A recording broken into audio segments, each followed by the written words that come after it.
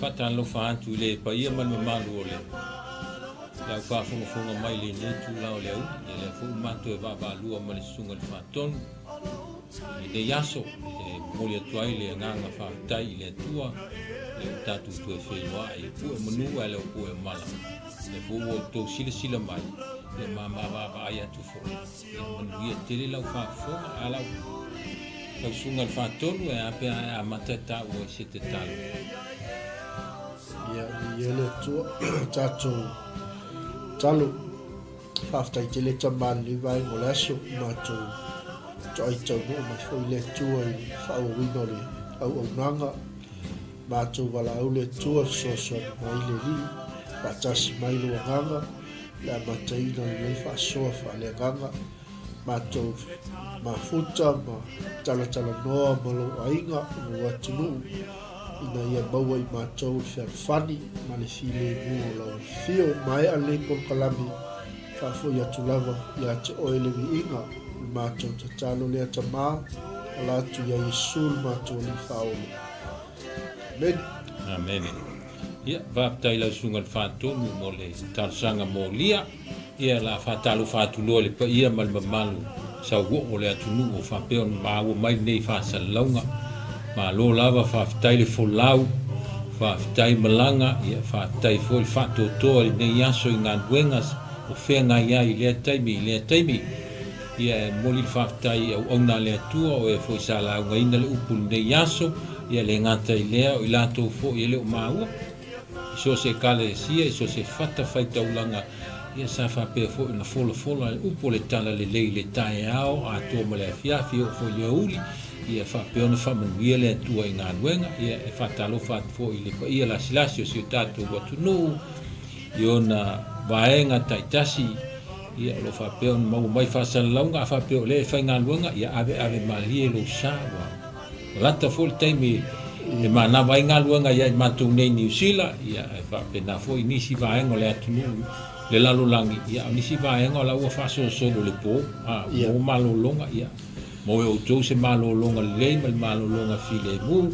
ia o whape fo i whanau tu i nātu ia onga ia whape fo i ono tau moa se manuia lan tele se poto ata mai na o i nai o tau nā mea uma o mea uma lava e a ngai uma i le malo le tua ia e whatalo whatu fo i la tau o whatau tu lia i ngā se ngaso le tino ia mo e o tau le whamawhanwhana mal file mu le tua i o tau loto o ne ngalo o le tua le fo mai sili tu atu lo loto tu atu tato mana onga ia te ia ona mo me o fa malo longa sili mo tato i lato foi o no fo fale fai il fai mal tau tua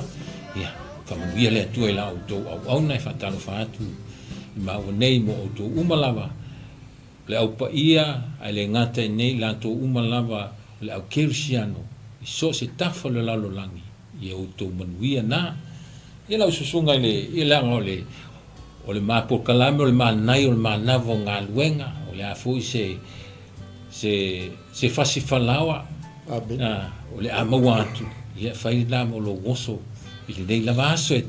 au afui le malanga o lo fai pea i le nei tausanga ma le nei vaiaso si o nei tausanga atoa i o falawa lava mai le fongo le li falawa mai le nganga o le li e fa pena fa so atu e fa pena tato ma ona fa tasi ai no so tai ia fa so fa talo fa malo le tunu malo fa tai ia tai lo le wa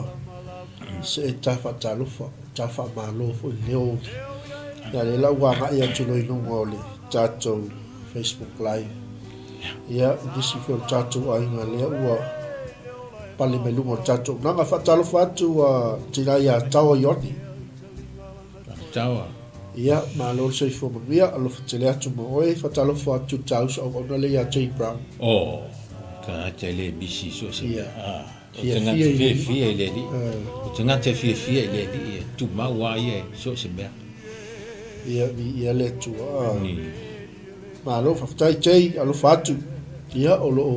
fatalo fa mai fo ia le fine le ia tu ngale ia o le fino si uso o lo fa peo no mafuta mai misalo po Hamilton Milan ia terminate ia all over New Zealand all over New Zealand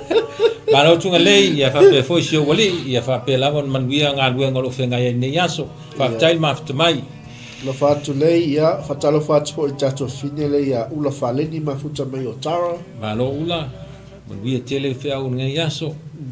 kama ia le tua ia fa talo fa tu le tato fine ia ngal ia ngalo le uma ne tangata mai ia le va ve au le a o anga le manga lofa o le tangata o le li fie le li mo fie mo mau mai le siba ve le siba ve be mo le e muse ne te wa fio mai le nga kere mo wanga fa mo yanga ia le fa pela le e mo tina poto matala i te mi fie le li ia lo fatu ang lei ia lo fatu i lei manu fa tai ne sili le te lu sila mai ia le lava man via le songa fo mai nei ia fa tai le to le no ia lo to mo e filo e malan au na ai salo paule o nisol tatu mai ngale mo i lo me vai ia fa la te le per ta fa malu ia vai nga fo ie la he tap wa ima e lo ko beni ia ma usi mai fo ile fa fonga ma ole tasi le vai nga ta ole fe e lo tanga e le mamafi le vai nga ie ya fo e ko beni mai ma fa malusi mai fa malusi fa malusi ia ole fi au pe o la to la e mata fa malamba mai fo tu mo ole asia nga la se mea nga se fe au ne ia a wa nga fo la fa malo se tanga tai ia ton fo la fa malo si fo la to o la le to mata mai ala va pe malo ia sa le like o dai me like na e se ta o le po kalame fa malo si fo le au ona nei me se fa ton e sanga fai pe po kalame fa pe nei a wa malo le tua malo ia te lo pauna di se tato inga le o malo ai me le fiafi ia fa tai ai lanto fa pe ona fa no ina le taimi lo taimi ta u e te tusi mai em fa lo mai ai ia lo e matala ma o tangata fa pe o tangata matala lo matala i fe au le li e wa fe se fe au e tau so fu fa nga mlango ne va yaso la se fa la o mo watu ia le fa la va wa le tali suanga maleli pe on fa maleli si tasi tango le tino tango le tino le li o ko mai e fighting game me fa manatu vai lo maliu mo to o ko e se mata ngo fio ia fa malu nu ate te me pe mo wole ma mike e te me malo si te me vai ai ia ai fa tai ai la to tu mai e fa mal si ai foi maua mai la to lo ia le like ia ma tu ele fatu mo la talo ia ma la wala wala ngona te fa ali lungo nai mena e ta u te one e manatu ele ta u te le mo le au ngalu e lo ai o lo ta u le fe au lo fa peona fa watu ia mo la to foi fai malanga lunga le ala fai mali lo sa awa o le lava le umale ia wanga lo fa tere na pe wanga ma se lo mol mai fo i lo to le ai se lo kiona lo ia fai mali lo sa pe al famnatu e famnatu tu pe ia to le mal na yo ma na nga luenga e le ia lo tau nu sanga le mu lo wainga i lo le matu se tala fa no wale au watu lau malanga naso mo le taimi le la le tau tu na ma auto tasia le ola o te nau le mele te nau ai tasia le ola o le ola le li na matu ia tatou pe on tato na nafi o le ola le li na matu e fai ele me tau na fai o te fai ele me le tau na fai ia le li ai lo se mele sefe au te tango ia au te fai au sa sorta vale la wala fa le mu e ia te vai a tu ale fa mai e te la tu lungo fa ilo foi fa mai keep the distance e ma fuanga fa mai keep the distance wa pipi e ke ku wa songi le si la ta vale le na tupu ai le fa le la ele nga to le tupe la a ia a le soifu e ma a na be e te ola le olanga a tope wa e ola fa i va wa e te mana tu pe me lo tu pe la no fa pe ia to e to mana tu ita le amatanga tanto to mana tu tanto amatanga pe fa fe na tanto wo o mali tanto fo longa di nei temi wa e men tu mo ia fa tai mo fo le li imlana anga le lei o lo fa pe lava o na tanto wa lia mai le nei so ai talo fai inicio uso tu fa fino tamam tina ile o fa into ya lia mai nei so ia le la le se tatu to mana tu pe fa fe a une e ai ina le mena e a mata mai la ngolo fa le a onga le ia le mana va onga luenga le mana yo manga onga luenga o lo fa le a onga le la ngolo o le fa lawa mai le di le o tam fai fa so atu o sunga tata mana ia tele fa tai lo sunga te mo le tulanga le fa man tasi lea kao ngā tāpo kala. I whamanatu le mamano le tunu saunga le mu. Saunga le mu, ia. Se tautua nā le sawa whatulanga ina. Ari. O le vālai pena tau distance. O le si pe fia pipi i tua o le si tawa. Ia e te ua tupu se me whafose. Tu whafose. Ia. Le to iese me to tango. Le to iese me aloki. Wa le tasi le vai ngai o mana mai e tu la fono le awala o le ale mama e tauna fu ia o nei ni sila e ia le 2 second rules lua se kone lo va pe a fa pe le tau ele o le lua se kone la le fa pe sta mai va o le mantua te le va a o na le angal tau o le fa se kone le va o le sita vale le sita vale fuala nal ma se le tau fiat ala la vale ia e fai le singa yo inga le vale ai pipi le sia no e tu e mo ai se alofanga e sanga le muai ia pe le to fam natua tu ia tu la fono le ala ia te fa pe te o mantua ia na to fam natua amen o le 2 second rules po le lua se kone o le va o e malestava ia o lo ngaleanga tau ti munga aisa fa se kone mantua mau ia por sigue tu fo ia o lo wa saunga le mu ia langa ona fa mo le vai ngale ia le ngo usa u fenga le ngo i luo me tau tu la fono luo le wala ia se sa ona la le wa eta wa tu langa le luo se kone mal fa se kone aftai na ia fa manatu to fa manatu le la wa wa tu wa ile mamalo se tatu tu mata fa manatu ile mamalo se tatu tu o le tu la fono la vai ile va o le sta vale pe a mal se funu lima ile duas funu lima mita ia mas se ala tu nga tau lu tatu ia ia ti waisa mas se ele wala se tu ia fuala le ile sao le ota vale lu wala ia a tu pun fala vela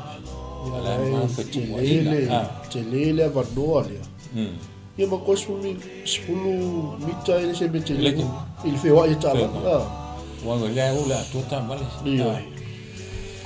tu langala na wa tele tanga tau loka ia temio fai tete o temio fai to ia matanga ta foi o mo le tu lafo o ngala fie ke ka ko pi le ta to te kit me le pipi ia lu le tu le sta vale ia le ala fe mai le sunga ya titu tasila le tanga ta fie te pipi tu le sta vale o ila o tito sunga ra fe ngai ya titu o ka tito fai ma o nga nei me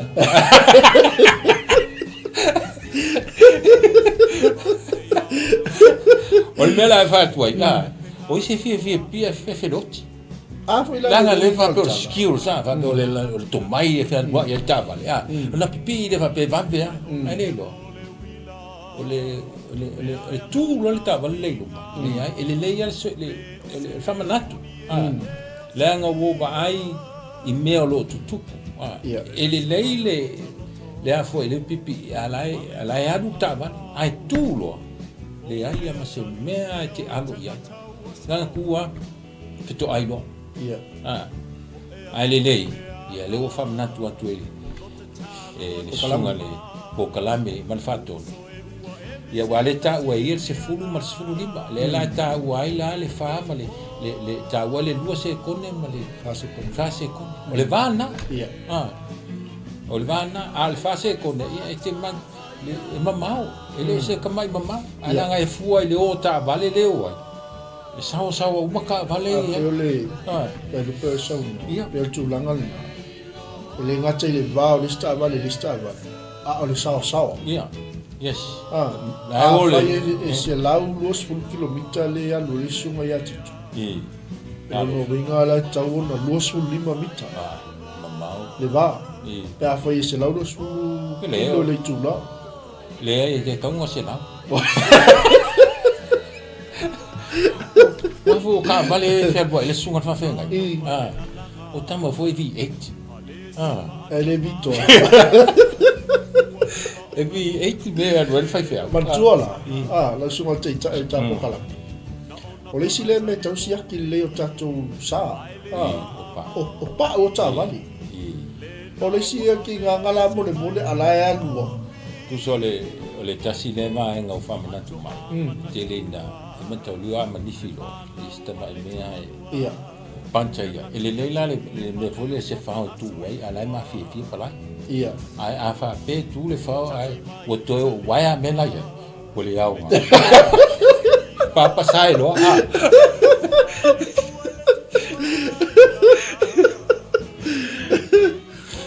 ia na mai tia fa pipi ilo o timo ilo ba pasta tito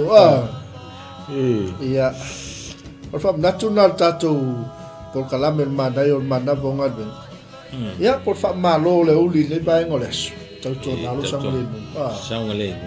sangale mu mo ele ngata mo o le sita ngata lo to malanga fatas ia mai sita vale o lo ilu mai sita ia ngata le o lo sio fam natu pe ia lo fa tali mai lo to ai o tapu ia o faiva ile aso o la expected o te latu a te o matu se tala fa no o le fain fa o malanga ona o se fa na vela ia po o tongi fo le losa ta o isi vai o kongi losa ia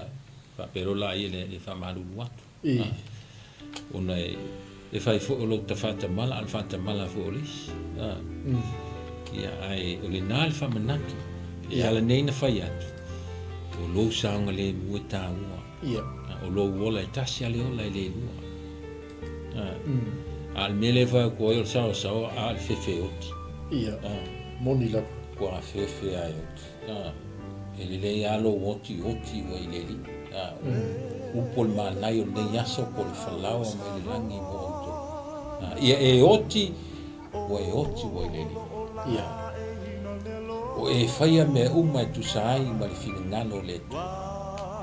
o e faia mea e muli te ina pe no lago to la wina ma la nga ina e fa fe nga so se fa te fai tau o lo talia leo Yesu o lo talia leo le keliso mano o lo talia leo lo ne fa tau le sata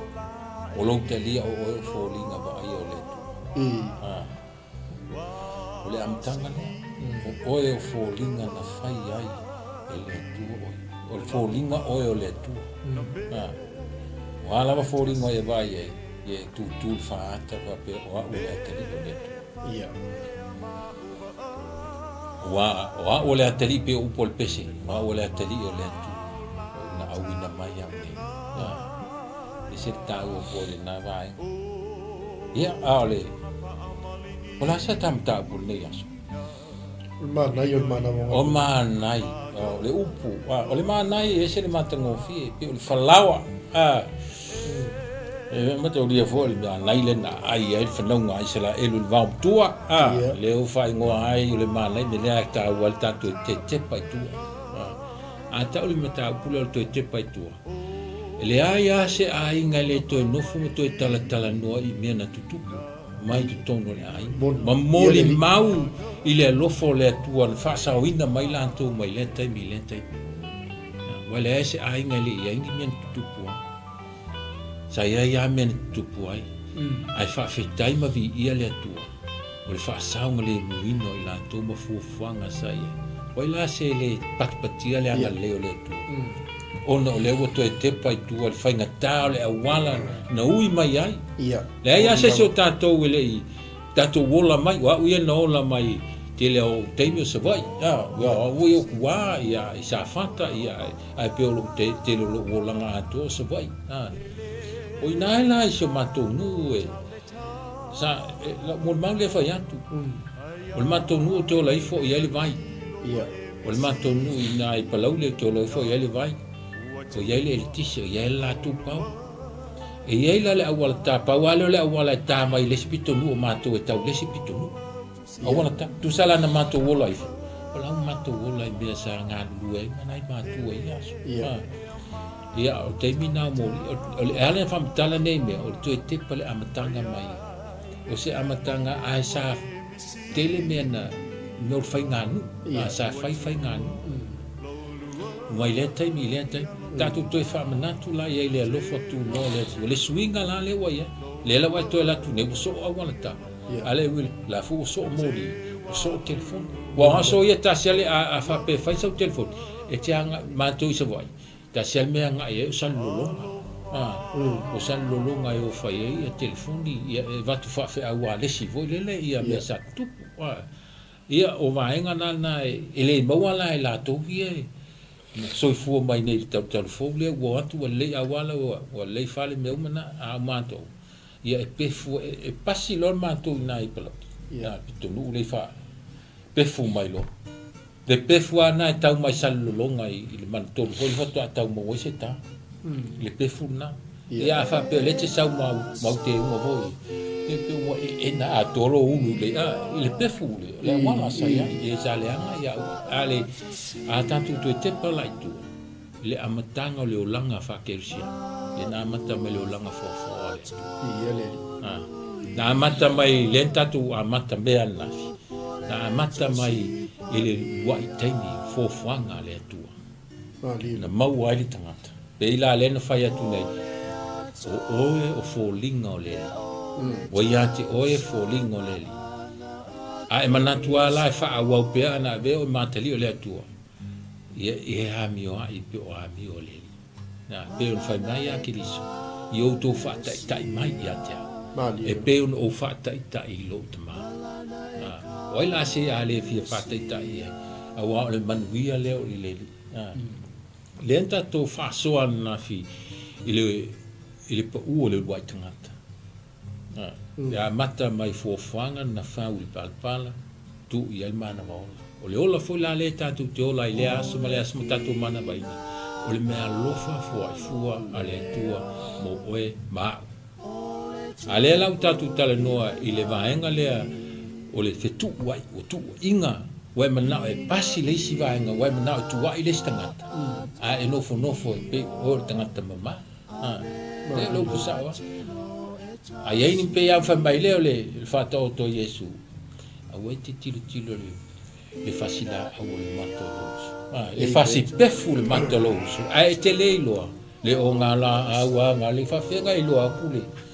ilo makolo le o ngala fa fenga ilo akulo uso le o ngala a una pi lo mata pe le fa fa ngo fi le tal ile tu spa le la wa tu wai e atamu ya e tu ya e ngata le ngata la pe no fa ya tu anda fa fo se ia no so le ngata le I le vale o fofa o le ngata ia o le ngata o le fofanga o le ngata ia o le manu na fofo ele tu ai fa fena veamba mati apo pe o le fa tu sa ele ti apolo yona winga I o le ngata winga ngata o le nofo a foi le vai fa longo mai e mo I ea na fai mai e sa ngai lua pai ma lua ai ma lua tango e la au e fai mai le pepelo le pepelo vai le winga la le ngata ai vai le winga le mo le ngata tato ma sa le ngata e ti le vai tu se ngata fa pe wa sa e solo foi le ta e mi milo ta milo o longa ta milo la de fa tu sa ele ngata o longa no fo ma mi milo le ami o tomo le tu e fai ma mesese o le ngata io le ngata o le fofo le ala o tatu tu te pala itu le o fa tu sa ele li o la o longa no fo ma mi milo le mea tonu ia fai pelo o ele si le ke mo fo ma mi milo le mea sa o atu ule me le sa wa tau fili ami o tonu wa tau fili me le sa o wa e mi milo le ami o tonu le tu e pe la le winga la le ngata foi la e ka tan ho le ngata o le ngata e toto malulu ko plat e fai ngata la le ngata o nalu se me vevela e ma sania i fo fala ai e va vianto res pe ava pe vai te meu timunga le li fo le fa tau tu mo se la pe tavi o se la o fala ai ele o se le tama i toto mo malulu wa le toto malulu e fai ngata te le ona alumi e fai tama mausana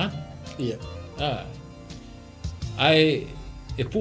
aola me foi e va pe mafanfana e fai ngata e va venda lafi me polo pe lafi me maluai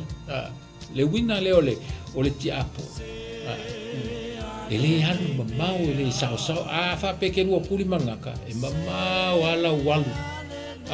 e ke maka o ala le fuko e alu ngata malu o le utasi la le winga o le ngata e lafi e fa tali i le taimi e oso fa i ai tangata e lafi la lo la o me paolo e lanu fa tasi ma la o ko nga ka voi e langi e lafi e popoto e ponto le manu ava pe na lanu lafi la lo mo me foi o la bango ava pe lanu me mata e lafi me e lanu me mata ana pe yale o solo fa tasi ma me o lanu me fenga tana i loa o me foi la le fa pe foi ti apo aua la e alu lafi mai tau mai o le taime tu ai lo vai ma lo te simpa lo ma lo o e mata ai o te popole o tatou tangata te lo me ola e toto mafana la le wingo le mer toto mafana ai mo e le masu munga la it's okay ma mawala mo lo no winga o wana te popole fa pe fefiranga e pu se taime te mafatia nai lo manuia mai le tua pe o winga la i o le tala no antu ai ia tatu malama fo i wingo na ngata no fo ma me milo mea me milo la mi o tonu ale tua o to fo elonga mai e moi e fa sa o wono lua pai vai le me milo mai i a fa ben kala man so le pepelo a tu se fa punga la tama o le pepelo le mana o ve o lu matu pe a wa ia se ti ai lo mal fine pe no fa te toi ngal ngata o le so fai o le ola ia o tina o lo ia le ola nem o so fai ia ngata le o ngato tonu ngal ngale tu o tangata e paula le me mawai le ole mana e tao fia fa manianga le tua e mai ati oi ile fa so ale nei tao ma le nei o ile na o le ngata o no fo ma minilo me o no fo fa se me o ai o te popole e toto maulunga e mo ia ma fatia o te fefe la fa fena fefe le tangata le ti apolo na fai ele tu Alleluia. peia o ema pe o tangata ele awala te fefe ile ti apo a e matau ile na faia i tato welo le se sengo me e mo e malos e sao ai le amen e mo e malosi ai vai pe o fai ko mo lunga ele umbia sanga mo masela pe ole vaenga le o tato se e mai o tato to te pai tua ia i amatanga o me wale fa mo le tua na amata i tato o le manava le o le manai o le falau le vatu ia te uto ma le fa malosi ia te uto falau awane e popole awa tu te pole vale fa na o le tu amen awai o le vaenga nei e tele na luita wai tato o lo te talo i le atua ala fo i te mafau i le me fatima amen a fa pe wala fwa i me uma i le atua la fwa i le atua e fa tonu mai le atua me uma mai le taimi tali le atua i atu o i mea haleluya ai au le fa seina o i manatu le tau milo leo lo tau milo le upo le atua pe o le ata o le ngata ia o le manu na fai le atua au fa tusa ai winga ia o le li o lalangi e no fon fa se tato amen ia lo sunga tai malo aftai maria te lele vai nga le wa pe na cha wa choi te pai lam chang wala ile nei chau fo ta choi ai mali yo la so sa va le cha va e kava oh te chau fo le mai mo ba ni so cha chu ai nga sa wala to la fala ye mo pe fu la o ngai la so io sa le al mana ye yo le choi te pai lam chang e mana tu ai nga do nga le le ye ni ta chu ma chu io e mana tu ai le tu mo le anga na tato hola mai le samo le pena tau mali na e sa fata ya lo langa to palau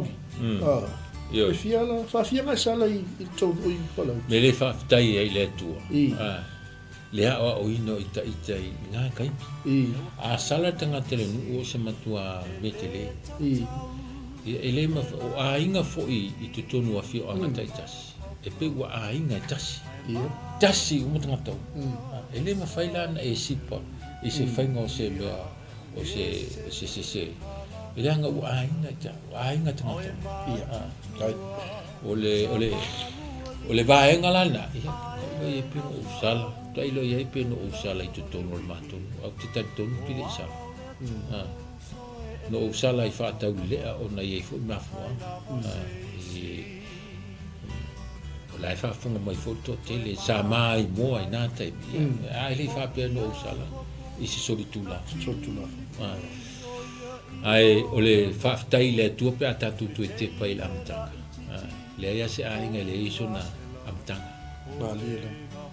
ia ai ngai tatu wola mo mai sa tatu va ai me sa fa sino tatu matu o se mitanga full night fana e leu ta ape masala lau solo i le lalulangi le mountain noa pasta tele o tatou ainga ia leu sala lau solo leu wa mai sa ili manuia mali o sa ili manuia ia tunu pe New Zealand Australia Amerika Samoa ia wa pe o tatou ia i sa tele au Amerika Samoa sa o ia wa baru situpi ia sa fa fanta fu finala inga i tutuile na tai bu tele o tai me mita ia pe io e pe i si motule o tutuila ma manu aspi sa nga i to tele e fi mo fol man wi fenga lo nga na o na tele tu ele ta la Amerika na te male o mane la mano se o se fai to a fol na ma foi na tele tanga to malanga i Amerika ia le o mo la ko nationality tutuila ia mamalanga i malaki la o citizen nei la to se fai nga fo na le na ma fo ai fo na mai si tanga te nei o sa i linga manuia ai le ai se ai ngai Samoa ele se amtanga ele amtanga na lele ele amatanga amata mai fale tu ai ule le on tatu vai le fuanga le tu o le alama le ia se me tu se tanto mon sa ole un po paulo tanto mai le lava ka ke koe fo ia le lava la le wingo ni e au lava ina tanto fa mo le tu la ngai le se tanto me tu se tanto le se tanto mo e fa pe va fere me fai le ai ama se me ta sin tanto mai o tanto tangata fo la o tanto nei fa tino il fin ngalo le tuan mafuai ni tanto mai la langi awala ne ngalo ya tanto le tanto fe au tau amale mena tanto tu a mata mai la mata tanto ma fa wai le fa tai le tu fa sauina o se fo wai ai si tangata la e fa fonga mai tele na fie tu la fono le mata al hal termine o la tu mal manos kai pe o tala solomon na tangata e pe no fa tu se fa la unga na mai ne le tu au te fa ta o tangata o la pe o e ma sa ve ma tai fo o tu o Israel na te ia nga alu al fo ko inga ia ka ai ku amen o ma ka kwa si meta si ma fia kwa ma alu ya ma fa pe na ta tu ali la ai na uto e fo i mai sa ua ma le upo mai nal mai ma o te o se ai al matang le upo le ai matang e si fa di unga fa pe ile tu spa ia o lo tau fai e sapo pe tau fai ta ofi le matangi you want to catch the wind ku se le wa kam fai ka ofi le matangi you can't e loto al matangi le mea ngai le la o se tala no solo mona i men tutupu o lo na tamai a toa na tu a to fai so tala no ia in so e fo tamo i i meta tasio le langa mo na mafua ai e ne fa mai mau ti ngai lo ngali ki ngai fo ma fo man o te mi le se uma e o fo la sa i di linga te mi ne o le ai angi un fa me o mau al me le ai uma en la fa wa so le wingo ia me le au fa mai solomon al me alu e fo lo kai tu tasi lo te mi le tu io tangata fo solomon o tangata o te mai tai amen a tasi le va en o lo na we to ti o fie ta ua tele ava ma mena ale aya me se wingo la le wingo o le ale wingo o fie ta ua le aya me se wingo tala paulo no usau ale lava ko e fo ia le se me o to fa natu na ia dato le ngata le tau fai mi milo me uma fa mata mo fi le ngata le tau fai fa se me na fai le to vai le telo nei fa mtalanga wai lunga penga te fai langi le tau fai o ngata fa mai le ia tu o le tu le tapo e tato satan o le tu le tapo e tato ele fasio tangata le o putu sa la tele me e tutu malala a fa longo fu la le stanga ia fa pepe sa we tasia le mele tu mai le tu e tato lu ku fa naturale ke liso tango fa la le le ino ai lo tino natural nei tai lo toto tiri tu fa e tu nata ai le tino ke liso le na mali mo ma la si e to fa pe a me to fa si tai au fo le ya ko ya si tai au fo fi wa ta bil milo va mai o le tai au fo le o le ko ya si tai au fo me uma le tai au que isso a fa pe a o ya ti o que isso o tomate fo wa fu le sa ta tu ta fa o le la lulangi ta tu ta fa o le la lulangi wa fai winga fa le la lulangi le ala wa te lia ke liso le wa mawanga mawaina le nganga pa ia ma le lo tali tonu ato to el finanga le ia Iesu Keriso ia le ua avea ai oe matagata fo ai le fo mitala lelei ia te outou ma lautou faafofoga toe o tasi e tilotilo le faata pe te tilotilo le vai i lou mata na e talatalanoa lea ma e faapea atu ua o le afafine o le atu o a'u lava o le atalii o le atu ana fai i ona foliga toe faamanatu nai a oe o le tatou toe tepa le le amataga le aga o foliga mo lou tagata atoa na fai oe e le atua ia lausuga le taitai Amen. Malo whaftai. Ura inisi o malo, wha malo mai a taua. Ia. Ia, talo whatu leu so au nei aftu foma iawa. Ma futa mai Wellingtoni. Talo whatu po sunga toi nei aso alo. Aso alo. Toma malai sa ili, whaftai ma futa mai. Ia, salolo o ma watu po inisi lungo tato YouTube live. Ia whatalo whatu nei wa ingo le fiafi. Mana ia te lelwa inga le sa e ta unga o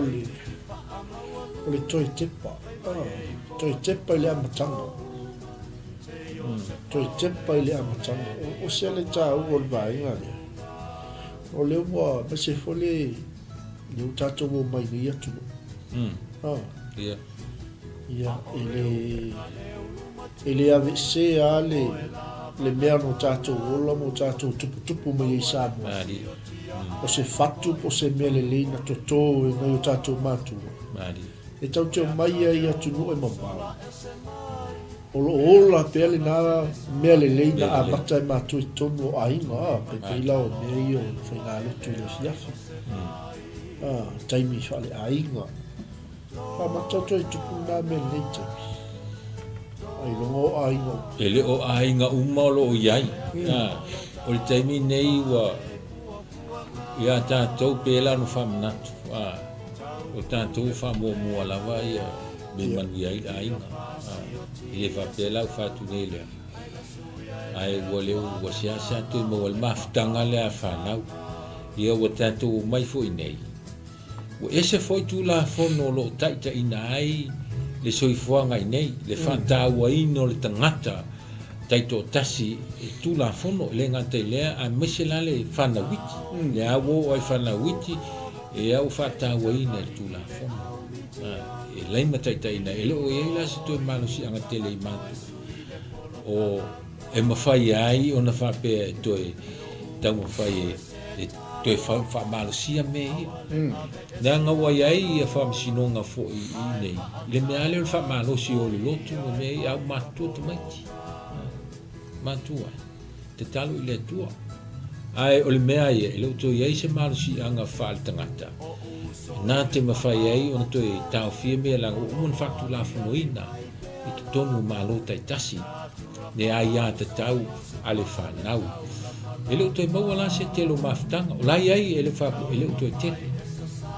ai whaftai i le tua iai la tō le whaau au pea ia le tarusanga e mōlia i le tua i le fiafi ia se upu fo e tu atu le afafine, ia po se atali, ia po le tōrua fo. Awane ngalo ia fo le upu e kukono. Pea wa ai antu ele o. Ia i mea o tauna whaale leia i tono a inga. Ale na ngata ilea. Ia o tutonu e kale isia. Ia mantua a inga e whanau mai ei le kale isia. A le leila ai. Ia o tupu moona le kale isia. Le fe au le tu e tu atu i tono a inga. Ta ua lea mo le ai lau tele e kalesi. Ia mele o tupu fo i le si mea le ta ua o tupu.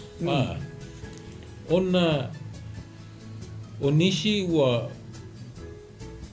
o nisi o whanau. O le o toi fi o le lotu. Ia.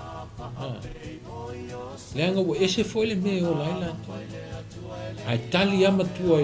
tali nai matua, talo fai nai matua. Tali ama tua ile le mea na faasino mai lato ia ma vea le ma mea wala pe fo le lato ba ia fai ule tu la fo wai ilalo tu la fo ile tau fi ai le vere e se ta mai tito na ma tu tu la fo ai o le vaenga tau a se tasi le o wala mai ai le li den tatu tala no mo le milo ia na le ai tu la fono le te falo o tu le wa mata na milo mai ai te tonu e vea pe o me mo ai au ni tatu mata lai me tatu tala no ai i o to walo ma se matu foi fana i tu la fono ia o suia ene ia ave se ai le mena i te wa fi ai matua o no fana so mo teta malo tai i ele ma le ya tele vaenga no le tau o tele o nei vaenga e a ngau no toi baba ai toi te pa ia pe fa pe toi te pa ai ia toi te pa la tanga ia awone i lei lo awone i mo atu ia tu mau ia tu tole fatu ia wala ta mate ala fa wa ia la nga ye le upu awone i ngano i awone i ngano le upu e ta watu le fana o le fefe e ta watu le fana le upu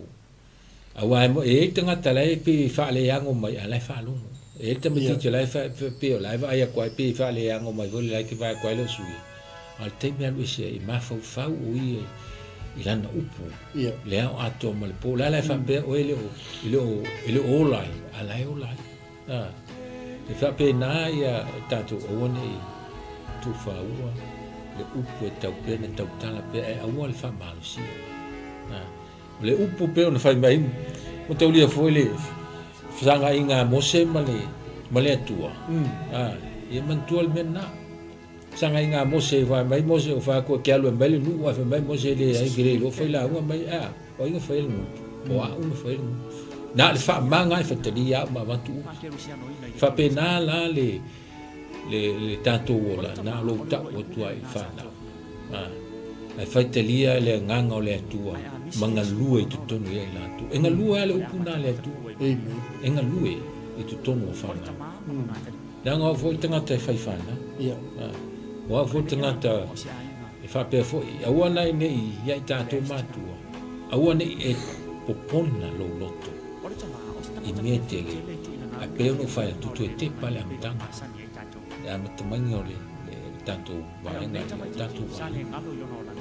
tu ai nga mala amtanga ma tanto le ale amtanga sa mata mai ai na le ya le la tu e fa ya le ya ti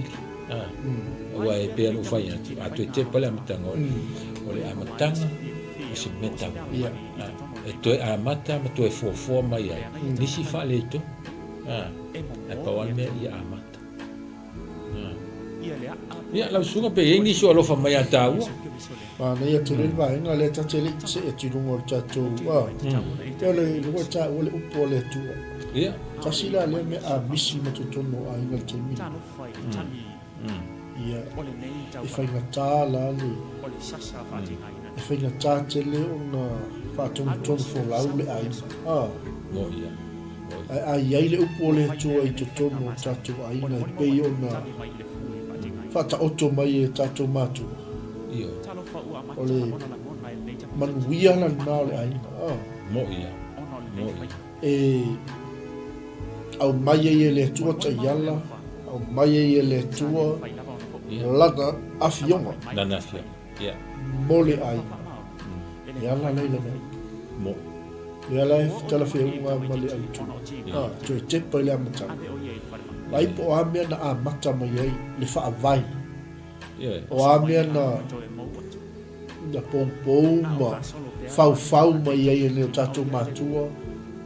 o tato ai ngai la mtanga le mamulu atu le vale tu ni tofi mo mala mai le tu ai la dia le tau o le po ale tu o le misile po le tu tato ai ole vaenga ta ua na ile afionga le e pe ono fanya tu le tu o mona me awa te fa marsi e o se nga luenga tato le fa marsi o le afionga le le ana le an fitana ya mo se na fa banga lo mo fa telia mala wata fai ala upu o te fusia na le tau o le upu ai te wha moi moi le ngango le tuana e ai la ma le mena e pipi ia tuai fantasi ma lau te talo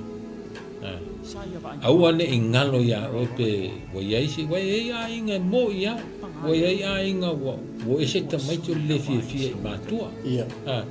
o le mea lea o le fosi fai ia me fa la me sa mo wa fo tamai ti wola nei o la eva ai la to ia e le langa nei ia e te tauala ia i tato ona vave no tato suio tato ma mindset le avenga le fe au i te mai pe no fai atu tu la fono nei ma tu an malu pupu ia i fana ile ai la se tato malu si anga te le anga mo di ai tato tu la fono pe tato solia vaenga a o le to e te par tato wa vai la ai le winga la ta la ai ai nga tupu mai te le fa le ton i tu ton o ai nga fa tu fa le live o ai nga e let's see la fia le mea tupu mai ai nga te le fai no tau au nga tafu e tau tala tu i vaenga e pe va pe e ai a tanga te ola mai fa le ton ai le ai se vale lumo le tua o le vaenga le e se tau e le se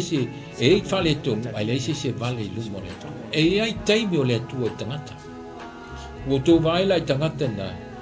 o siliatu na lima malu losi o fie i le taimi ne ole fa sino mangalana le wala to o ese mai i le vaenga sa la to va ai le fie ia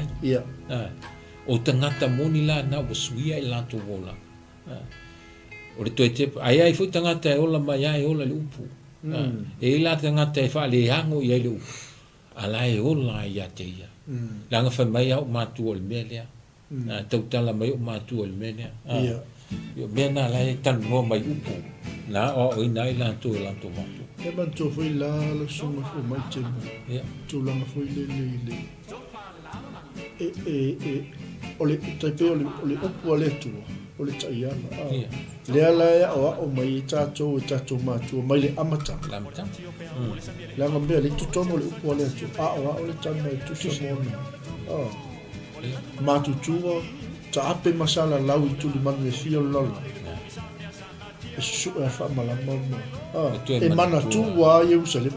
e mana tu wa le amatanga e mana tu wa fia fifa le ai fai fa na le ala e pasi tu ale fa moni yanga le ole tasi le vai nga ta ua e pe o tala no ai foi vai nga i tau ma bele le u fo le tu la mo to mo le anga e a mata mai lungo pi fa le ya o mai le si vai nga wa mata na le uteli le la puso kama inga fa long ka ya so ia le memo ia le wa mi o le chimi le wo mai la lo vai nga lu le fai fa na o la o sui tu pula ma filo wa e chimi o le balu Well, lo digo, él es para un cali, y soy ya le huele leca. Tú ya la passing a mal message nga. Fa le ang o wasala sale to tele tanga tenante. Iya. Le wo mal tu pulanga le ai tanto. Le wo tu atele al sui. Iya la na le la le o fu la se fetu. Tatu tal no fu la fetu. Le tu fu na fetu mal ngai. Le wo mai la lo i pe fatili. Le ma fu el to mal fa na mata mali mai na tanga te tota sa le fa fa nga wa le wo ale ai lu mo fetu le no sa la lo po le wo fa kire sa lo le fa ma kwa ma la se fu foli fa nga le wa e pe o le la tu fa solo le fetu o le mala ia le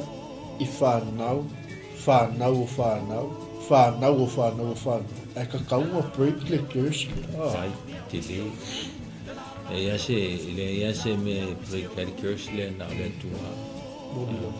na yesu na le tua na me a fa pe le te ma fo le fetu le wa ti di ai o tu pul fetu ai ma fo fa ma yang le tu mataulia o le fetu na le amata mai o awa mi o fai o le fetu na fai lo tama le suso mai a o suso mai fana suso mai fana tu sala le wing o le famtalang o le fetu le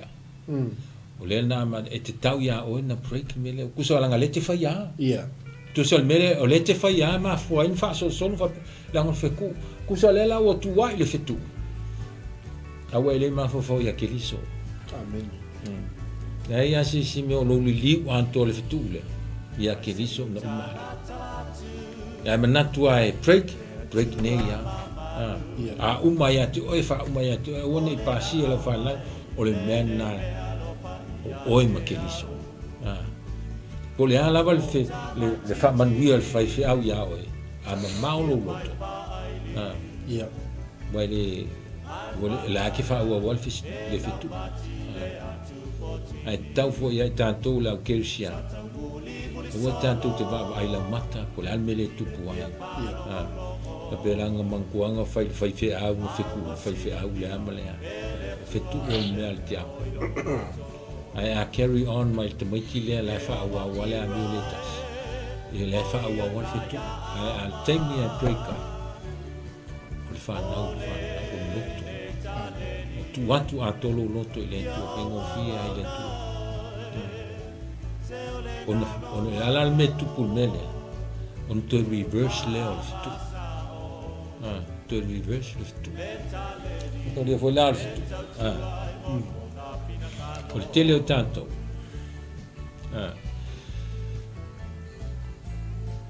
tasilem tau tele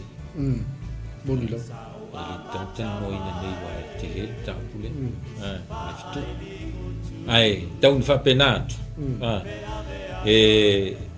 ta o le breaker fitu le mai a oi a fa pelete lo el fitu le pengo fia easy nanga wo mo tau Yesu ke li so mo tanto amen o mo tau Yesu Kristo o oi wa be un fai matu un fai o na pe Paulo le se mena tu bangale moni la e ye mo o wala tau na fai e me tau no wia e break kaile sto ia e pe ne sa mo ya ngai tasile mta chile le la volta ya mana ya lu pa ye fo tacho mana yo mana mo ngalo ya si me o mole fa mo la lo lu mole ya mo wole lo to fa mana mo wole lo to sala mo mole ya e wele ya si so tacho a toto ya si so tacho e si ami to a moni tacho sala mo lu mole to e fo e sa le to se malaya po se fetu ko lu mo tata yo e le fi fo ile tu tangata na te fe le fitu yo no fa to ele te me reverse ele fitu ona ele se me na tangata so fu na te fe na le tu na fitu o ele tu e to mo me e fe tangata yo ko va fe ko fa fe me na va tu te le yo ta upule ele tau tal no ina tele il temine una le la se mal ma na yo ngalo ma to te pa ya mtang a pe le kan fa ma la ma tu va en ya una tau ale eu to si le fia pe no fa ya ei a inga tu ku mai te le fa le to nge a tu vai la ya inga na inga manuia le nga te tino a le nga o e ofu le taimi ale tua pe o melna le taimi ale tua la men ma fuen suia la nga lento te pala to le wala no mai ai ele se wala le ale ai nga fa le tua o tangata i e ta ua ile nga wenga le la mo faina fa nga ina le tua ilana fe au i le telo tai i latou ia lau suga teitai ma le ia tele lai ngali wa foi o tato mala ia nei lalo le o le whaafononga malaia ma le fitoku lea mai le amtanga ai whaftai le atua o le ua maua le tatou wawanu e ala i le toto tamai ma le whaolatanga na tāpena i Iesu mo tatou o tangata ia le fia manuia le ai o kangaka inga le ai atu a le atua ia lau fia sa saa mai manuia pēr whātu e le tangata vale i luma o le atua le ia mas tangata e valea ma whale tonu i luma o le atua langa wa uma na tu mta manga ia tofi o wha manuianga a pēr whaiaku pēr tala a tāvita nga e iai tonu na nei whamanuia o iai tonu na moloti e whanau mai la le tangata e mo ia le ai atu ainga whale tangata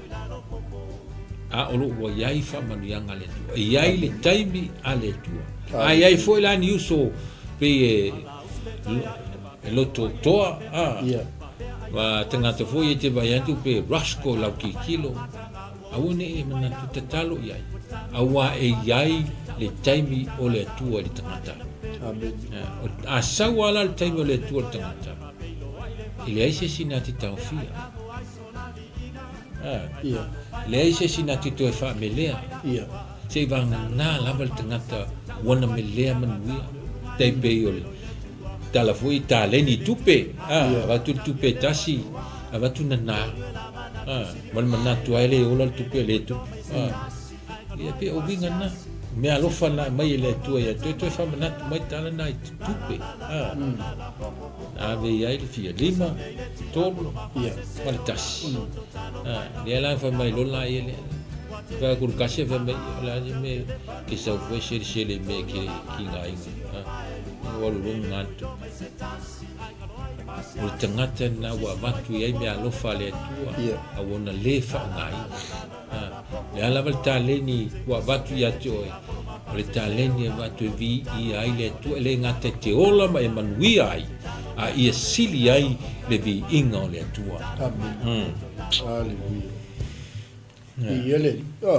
ma ia telele fa natu ni vai ngoleso ma ia telele so son me foi le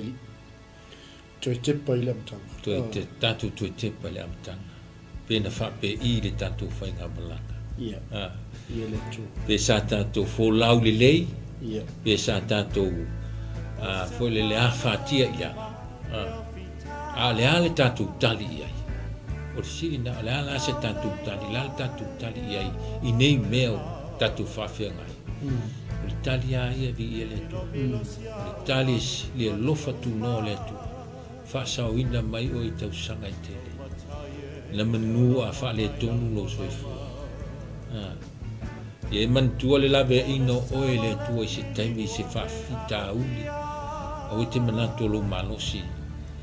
ana lave ina o ele tu o wala ne fe au mala nga luenga e sa o ya u pe morning for mau ole tulanga la na ia tato awane me le fa manianga pe wa pe ku fa pe fo wa sa lave ina oi se fa sinonga wala ve ina oi i se fa lave ono malai ai e pe tai wala ve ina oi ona ia ile fe au ta u ale tua o tu ia te oi e te au onai mo ia e ma wai ni si ngale e sui ai ni se to lu to awal tasile mo mausili di o se mo mau se me na tupu ia te oi lo mola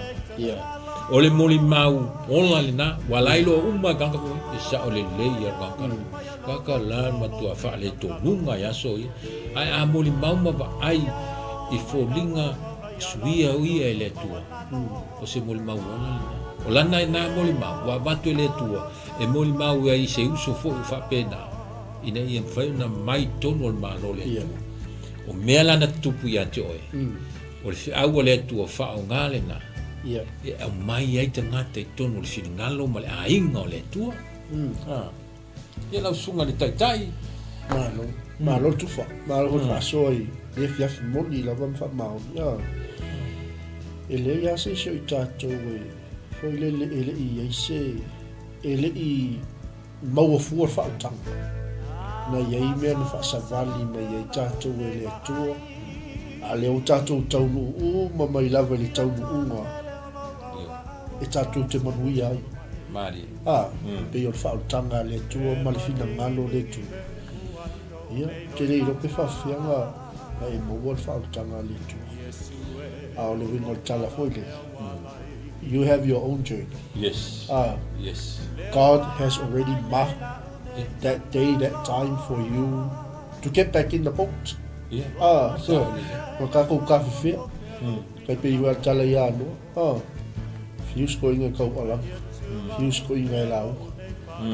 Awo ye ya la so malke. Menga awal fosial me. أول فوسيل أول مصور أول كويكي vame كويكي upu fao ngai أول كويكي ngane nga ia le time le tua nei ka ko kuiki ko le fin ngana ngale ko ga vele me ko fo ye ko le ola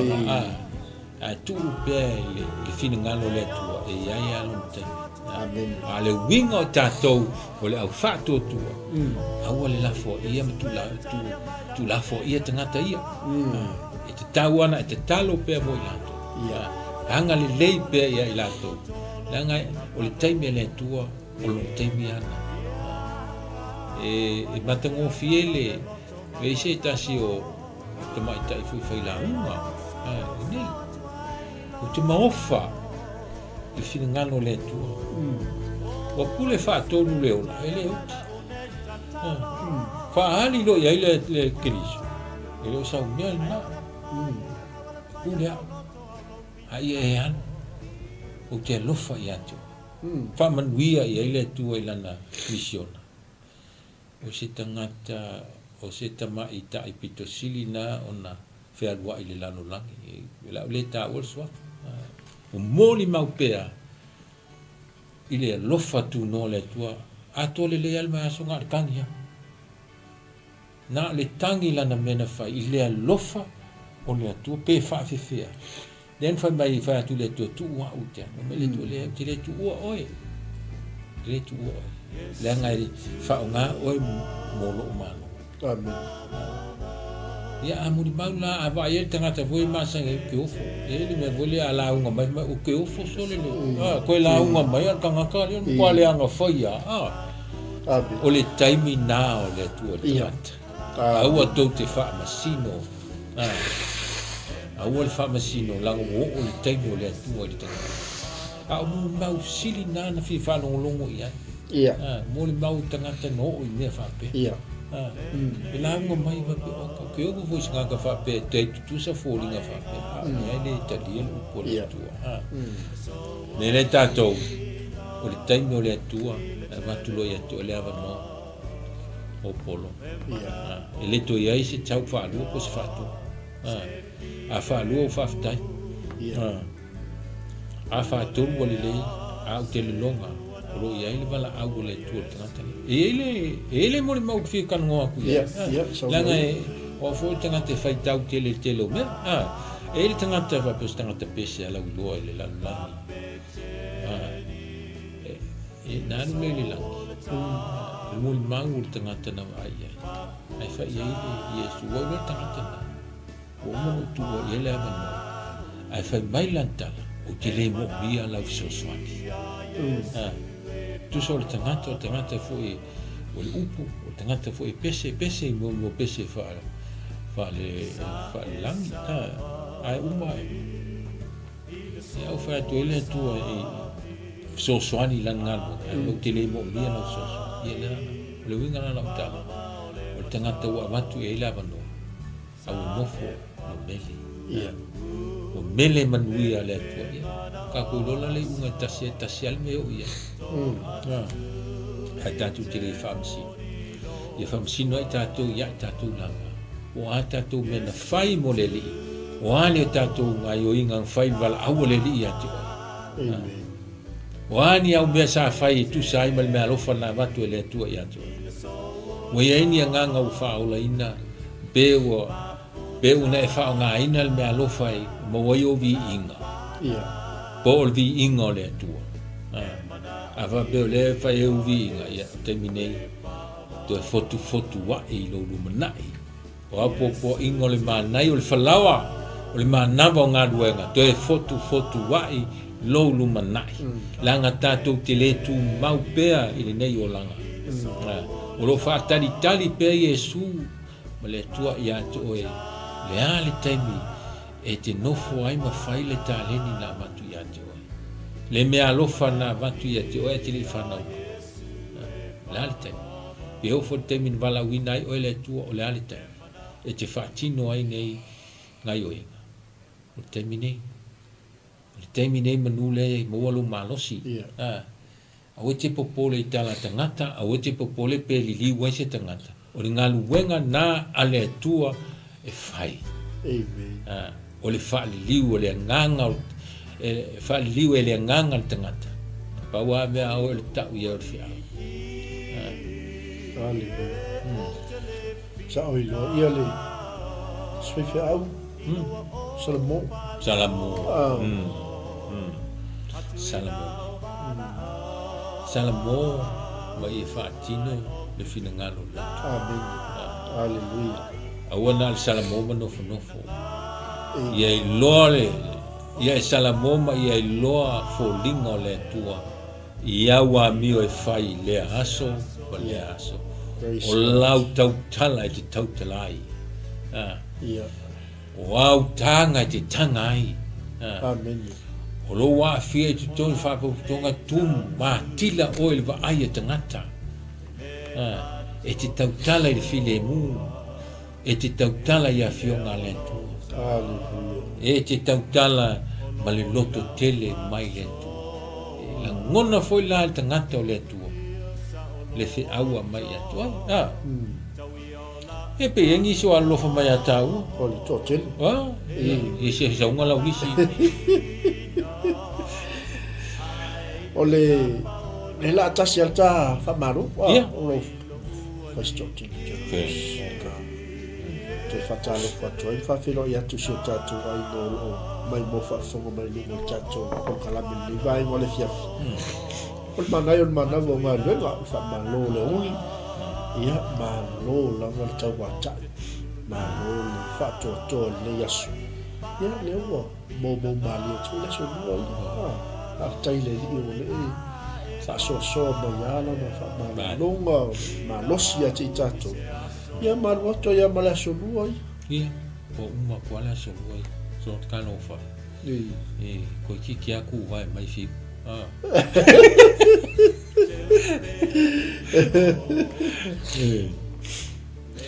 Mana ia le vai nga le pele tau o le matau tia le na le o le matau no fie le na le ia o tato fa maun e anga le lei mai le tu pe a tato faia lona fina ia pai te fa tu sa ia tau te pia bele tato mo la basa tato lutu toile ala sala mali mali leanga matanga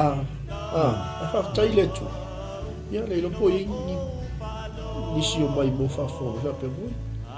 que o fo ni fa una ia o mai lu o le di la porcaria eu porcaria e porcalambe o fa pe mo si o ai mai a que o for foi fe a o la tanga so ia moi le fa metalanga e foi le au limu na ka wa ta tu fa sa po le au limu io o la foi ai tanga to lo fai mai na e ai tanga to lo fa malo si mai o la fai wa to fai ya o ia o na ta mai ai le langa o lo ta o la ai ta to pe an fai atu Iai taimi o le atua le tangata. Ia. Wala le vele se ma me pe o me voi wala vele se ma me fa le to mo tato le tato tanga eu foi ama ma tu te le to tu si li mal talo ya fa ma via ya ne ya na luele ngango le tu ne mo mai na tanga to ma lo le tu One ya velo tu si mal tangata me a fia fu le mono le tangata. Wa e le tangata la fa fu mai la vai mai la fi tau sa ili fu o ia le tu la fu e uma ya me fu man onga fa pito ya te e fi mo ia le mano le tu ya fa longo fu i lau sai kolosi nai ai ya no a fia fu lu tau fai lu mo le tu. Termine. Nanga le tua mo tanto i tanto wona fa manga e tanto wola le ola le upo le tu e il tempo le tua pe fai so ale e ai al tempo le tua tanga a suia a woto e mai me tua i langa lai o mai me tua na tu se le wa tu e fa ngai o ile o a fia tanga ta lai o sui ale tu tinga ina ya te no fasala fo il umo le la o ma fitalai le tu o man fitalai so fitalai lo apostolo i vai e pe il me vola o che lo che fu le pe fu la matolo se vai lo ngala au na ya tu me la nai a volta e to puia ma to fai di tala fo ai le ngango le upu fa ma no si te ame le upu fa fitai le tua basu o lau te talo nei manui ai le loto fa fitai le tua e suinga oi ma uone wai fa le to wantana te yo te a sa fa te tali ale tua lo te e le lawa mai foi la suinga le tua le ulu va wo to sila mai ai no ma no fo mata tu lu morti ese so ni tu le lo pafta ma na ia vai ngale we choi fa na tu ma ia lo su fo ba chen se ma na ia mo la taba ai tu tanga ta fu le sa le anga le ola ia ale wala unga ma le pole tu le fa nga ia vai le nga official se vala wina le fa fe au Tele le alofa le tua ma wala awina le tua fa nga ina le tangata. E se la le ma mai o lata wa aya toi le pe tati te ia tati mai tu ngo fa nga me le tangata ma le tangata fina nga lo. Mo le lon mele na sa no ai. Singa fa ma no wa. Singa fa tai. Ia ma singa fa marus. Te talo ia. Io te talo. Ole wale tasi le vai ngai ngalo le tangata ole te talo va vai ke lo ma lu fa tai mo upu io la foi si le fia le tangata na oi la foi si le fia le tangata na oi la tu fa malo tu ia fa malo ma io fai ngale li va vi ele li festa ta fa tai le tua amen o fe lo ai ma le uso wa ele un po pese voi le saleanga ale uto mau le fa casa o upu fa mai saleanga o uso saleanga ale uto le lei lo ingeta mai le ai fa fitai le tua ono le tangata sa ta se ile tala le lei sa ta se sa fa fo tala le lei ale u vai atu fa mo popo tino cristo alleluia Mela na le tatu fa masi. O nga luenga fai tu tasi na le tu ala nga luenga. Tatu nga luenga. O le tatu tatalo ia manuia le uso. A uni tu ta ua me o tu na. Wa pe me fa nga lu me o tu na. Au mo e puno wa i lu na. Pe ko malo e ngo kono. Ia tamalo matonu. Ia ngala. Ngala. Sa ola na ubaya ku ye maluanga ole afu fiki fo ya el taso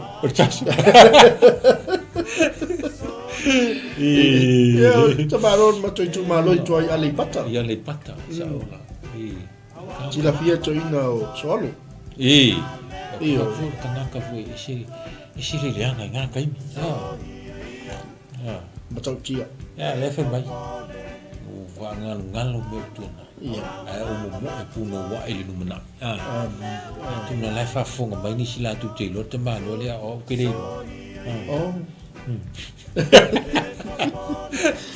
Wangalo ya o te malo no mo wa ya. Ya o le ya. Ya malo le maftu mai ya fa tai le maftanga ne yaso malo la le fa to malo le on sai. Le a ko kiki ya tal taimi ya. Ma na mo ngaluenga. Amen. Ya ma nga ia tu fone ngaluenga ia tu titi au mali taimi ma na mai. Ya. Al ma fa malo sinna le so son mai le sunga tai. Malo fa tai atu tatu ai nga mai mo mai mo pena tfai lang.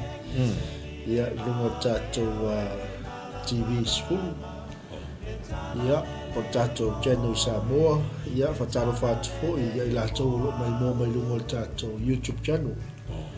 Tatu YouTube live.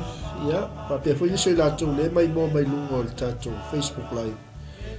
Pe lungo tatu app mai website tatu au nganga. Ia le tua malo fa tai silsila mai fo ile sunga le lilo ia le mama futa fo le vai ngoleso ia la ngol tamalo i te leo to finga te leo na bala wina fa ngai na ile tua ia malo fa tai mane ia te toi te pa le amtang ta tu asi le bela mata mai ta to ile alofa tu no le tu o fa yen ta tu pene wa ile to asi lo amtang ai mana fa tu no na e te le o ma ua se langona fo le whaafitai ai i le tua i lana whaolitana. O maua ai o e lona toto o e li iwa ai a vea o e mātali i mā whine o le tua. O me taulia nai ai tātou. O le tātou tue tepa, me tue whau le tātou sa. E mo ia lewa mai paulo o whātua tua nai mea, ina ua maua nai paulo. O maua e paulo le tala le leia ke liso ma usili antu fo da ma le vala au ke liso ia te e fa tino ngano mai foi a pa no tanga mala au ke liso tu ese lo tu ese a me uma lo fa lo na lo tu to ale nga fa ia fa to ale nga e al sai mai tanga to ti ai te oto fa bukta ai sau mal ato to fai dengan gua ngale tu. Fulana maftang la wala mafka. Isin ka kia. Ai so se me tang e tu tali le. Au foi se me le na o le tu fai pa. E fa sino le tu a wote no fina. Alu ile ai la si le fi le tu tanga tala fa tali mai. Moia. Volana fe. Alleluia. Fa penale vala wino tanto. Amen. La wale me to fie tanto ngalu ya le me fa si no mai tele fi ai ya alu pe ya la ngolo usita o ka si la le o le usita la ngai ke o ma ua i si fa ma ya ngai tele na mai tele tangata batu me foi alu etala ia pe alu ngalu se no o ya ngai o ka fa le ka si ka fa ia ai musu ar ngalu ngale tu nana batu o nana tu fi o jalu la ngai ele me alu fa na ia tu e fa tu pui na lan fe auto to o fi anga ne me la na ta u alo wala win malo sita o lo sita i foi le no foto ai fa pene amen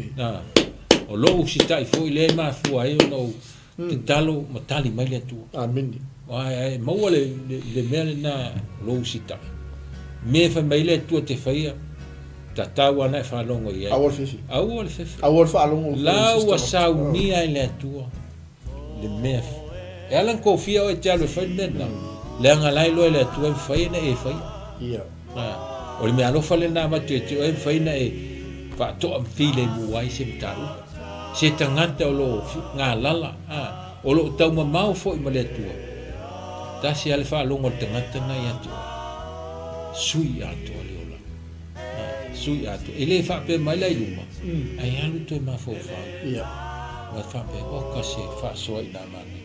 Amen. ia umai ia o sui wa ve mtangata fo wa sui lo no lang pe o mea na e te taua ia i tātou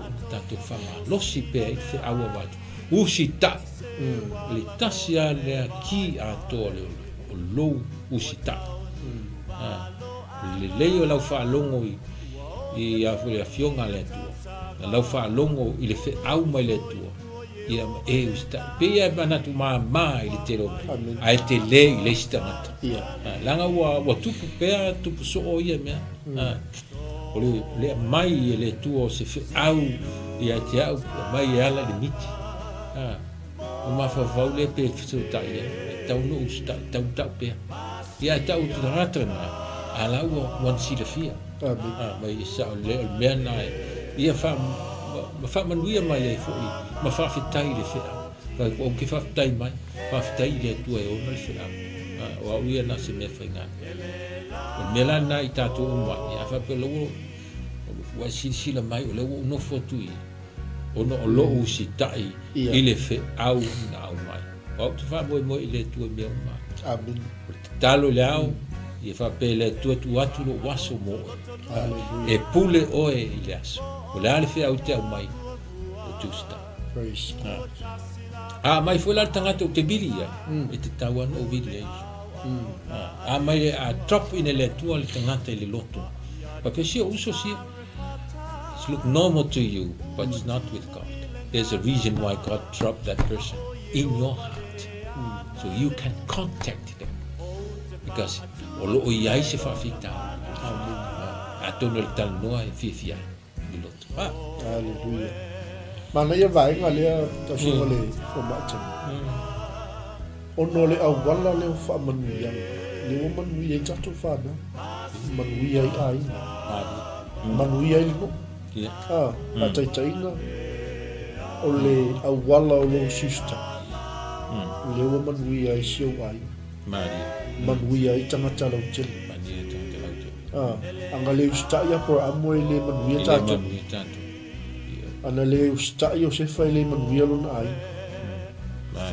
E pe foi la mele santa fa soi la son nafi. Si au na foi le nga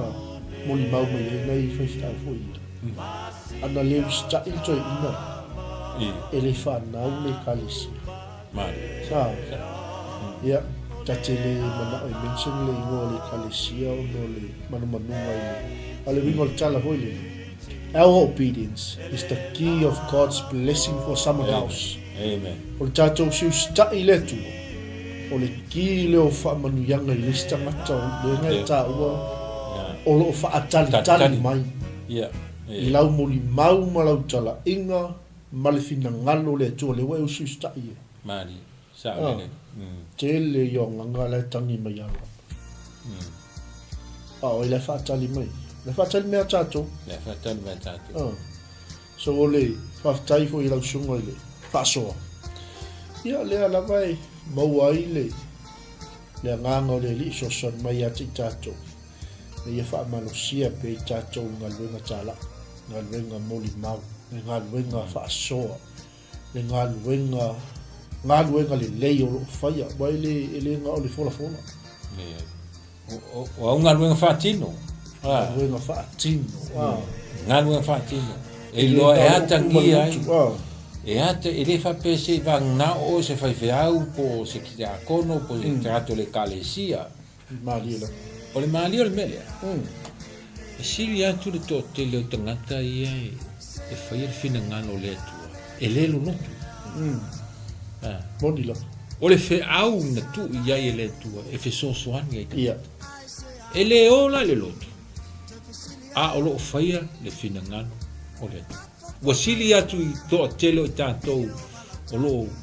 praise God say salvation live vi le ia ni lo si fonga ai live vi va lo scava nga pese sili atu tangata live vi ma to le time mo I fonta ai le foi fin ngalo le tu au tangata I le o le lotu tangata nai o la mai le mano le tu e te ali tan ta ui ia a lo la tu faia fina ngalo moni o le tua mo yana le amen me vula le ile si fa pe na wa mo to la ngal mele on ta wo le manatu le wa ia ya le fina ngalo le sa no ia ni ile na tanga te la ngai na le upu moni la fa pe sa we la unga e la unga la wa bio pe al tala vole fa sa mo se ke ngofu mai o e al tamali e lo la tau tala e lo la wanga e fai na o la savali o la tu o la tala e fai e longo fie o e fa nau o la fa fine o tama o tina o le atali o le tu e au tu ma wanga e fai i le aso ma le aso amen wa ke longo fie ali ai fa longo ne ia si mai lima si mai WordPress ele fa ko inka this is reality ole cristiano le tato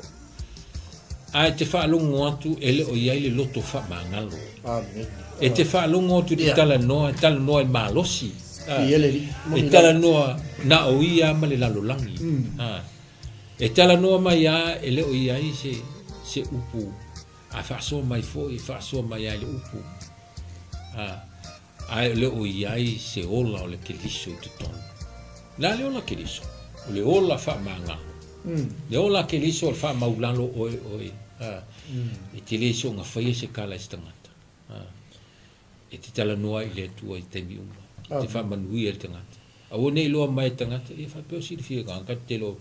o fo nga luenga lo fai amen e leu te tu ai le te fai te lo ngalua ai te lo sa mo to lau moni la la fai le ngalua nga eu al tatano le fai na ngalo tatalo falva beao uso e ala le to lua to fa temia e se mata ngo fir tatalo tu atu lo loto i le tu vai fo eu tatalo me tatalo ia i le fa pe a ia e lau ku ata mo fai nga ai meu no uona le tau fai fa so e fa fai ngo fie mo tato i la to lo tau fai pe mo le ia le ia i la to lo tau fai ma manatu nga luanga le ia fa pe na vi ia le ia nga luanga fai ai une manatu tato o le tua na te fa tonto lau tato me fai malo partai ele moni ama fa mau ya ole tau ole na ole tato wala wina mal tato o sista il finangalo le tu vai le o se mia le leiro to sauto muli la fola ai le ola il finangalo ele o fatino ele o fai il finangalo le tu ya o se fa manatu mo tato umala io le si e mo quale o che le a bene male alle buia io falsa ya le o fai il finangalo le tu le si lo to fa mama le si lo to fa mama ola tau i masu ola tau la malam io le o langa na lo o lai tato o le fai ngatana e fa mangalo ele e ala na e fai me na langa e fai ngatana e fa manga pe no fai a ko le pe al mele o tu wai e atamu ya eva e tu ya eva ya i ngata tu so le we la fai lo le anga i lista ai ngano ya o tangata tu sini na le anga le ya le we fa pe mai nga o e ki le tu so la utala le o fai le tua na o wa le ai le ai se tangate e le lumo le tu amen tatu fa nau le lalo langi o nga sala no pa ule wata o le lalo langi ne tatu te olai o le lalo langi o nga sala pa ual tangata le lei al kanka sau fa ngai ma no le tu o le tangata le lei na te whair fina ngā lo le tu e alofa moni i lono uso a tangata e alan fa me alofa le uso a kangaka la ngai tile iso a whai se kala ia ngai ke fa ma ngalo ia ngai ke whai e kausi le lei le upu mai lo fai le tua o le o lo susita i le tua e tu sa mana polo inga fai mai atu ya lu lai fai o mia na fa mai lo fa le li lo tu mo lo to ato mo lo nga to mai lo fa le lo te tua oi e pei o e lava ia to ala al mele fai o le pasi el polo o tu por mea unga ia ai le langa fai ale mea unga o ia le ala fai le ia se ta se le du mo le tu la langi le o lai tato o la langi o fa kabala o la langi o mala Melana o tanto te pasia le polo pe o tanto te tua i si lo tanto le ai ma fa loto i tanto o tangata le ato to i lumo le wala foi me e tu mai o le lava te fato ese le tu e temi uma langa te le lo la sa banga sa tanga i fai wono e a fi ai se tamata ta te le lo foi pla kasabani e so ka o foi le se vai foi la wala fa mai wa fi ai le to le stanga te lo o fula le wa fa mai ki o fo sa wo mai ko nga o fa la wa fi le la ta ti tangi ya tu fa ma ngalo ta te la vai ta te le o lo ta me fa yo no fi le moto o le fi au ye lo ola fa ma ngalo fa ma lalo Hallelujah. Ia ia le malo fa tai malo fo tu fa malo fa so te lo le wa ta o mai le ta o lu mo ta po ko la mi vai ngo le fia le tal fe u fo ma ta tai ia ai to mo le tu fa tai tele la va si ta tu ai nga mai mo mai lu mo pe nga fa langi ia fa u mi si atu lo swa fa le malis se disi ke le ta ia le mis au le tu le mi fa nga misi la ele atua oe le sila le atua le fai o ave fa mai o lau ka lau lau kiki a fa mai o lau e fa en kantu mamena o lo o iai fa monianga le atua i lunga lau fa so e ala i lau like ma lau talanoa e o foi lau va ai mai o lo iai fa monianga le atua i atua e ala na sau iai lunga langa lo iai fa monianga ma fi au le atua lo mna o ia te oe e te mo mai le tai bi le tai ia ma lo fa tai te lo le fai unga na tatu por kalame ma na yo ma na vo nga wenga ia e pe on tatu fa so tu fa li vai ngo le asu ai mo moli te le atu le nga fa tai te le lava si tatu ainga ma futa mai lungo pe na tsai lang ia ole tu ala lo lava i ol tatu nga wenga fa tasi ol va ai fa tele ia fa so atu she atu le ko le tu ia pe on tatu fa so o tatou fai o le finagalo le atu e manuia i le tagata o lo faatali mai le upu a le atu a le la kagoisia atu ia e faafetai mo le lea fiafi faafetai atu foi lausuga fo mai temo kroasi ia ai ana e suafa faaunoina foi o lou taimi sumai ma tala mai aua ua le tafaasoa le vaego le asu ia faamanuia te lele atu e lausuga ma le aiga faafetai foi mo le faasoa ma le ta polokalame lenei aso ia e se hoi taisi tole manai o lenei aso ua tagatasi o le manaia la o le faiʻuga o le mea lea suke le mau e lo masani tatou ua le sa faautuina talinoaga foi le toe tepa le amataga e le gata o mea uma lavaga kese le atu o le ai ia ma le faamanuiaga le aua iai ma le folafolaga na o mai e le atua i le mafaitu e se le atua o le vaega ia le ua lausilafia uma tatou kene se tolu suma lima ou te faatupuina le feitagaʻi a te oulua ma le fafine o lau fanau foʻi ma lana fanau na te tuʻi momomoina lo ulu a oe tuʻi momomoina lona muli vai ia leli ai le iai le faasalaga le atua le tagata ou te matuā faateleina le tigā o lou maʻitolu e te fanau mai tama ma le tigā e wai atu lou manaʻo i lautani e pule foi o ia i ate oi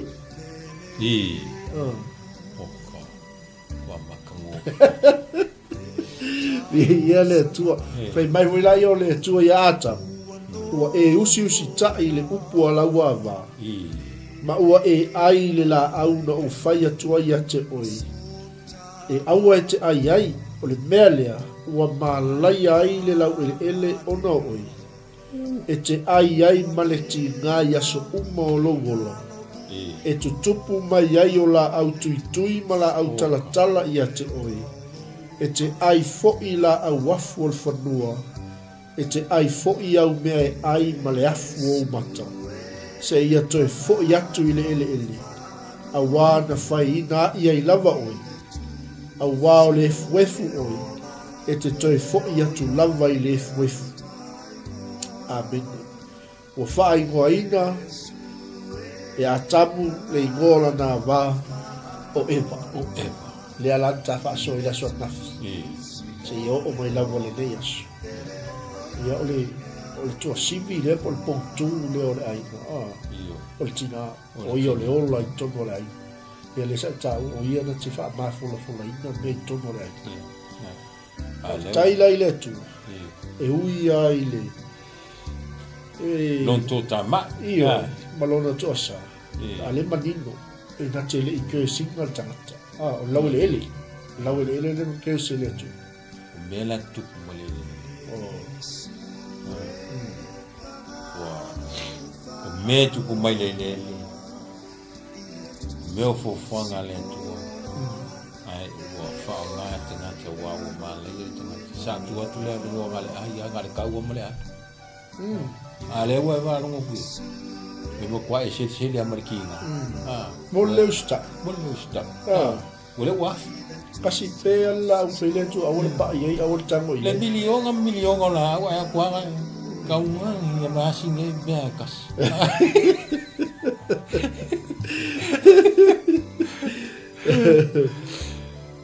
O le mea fola nga le fa mai le oti la na le uta ma. E te toi fo ye le ngai te oki. Wa ye mal muta anga o me o le. Sa fa va. Sa fa va tangata.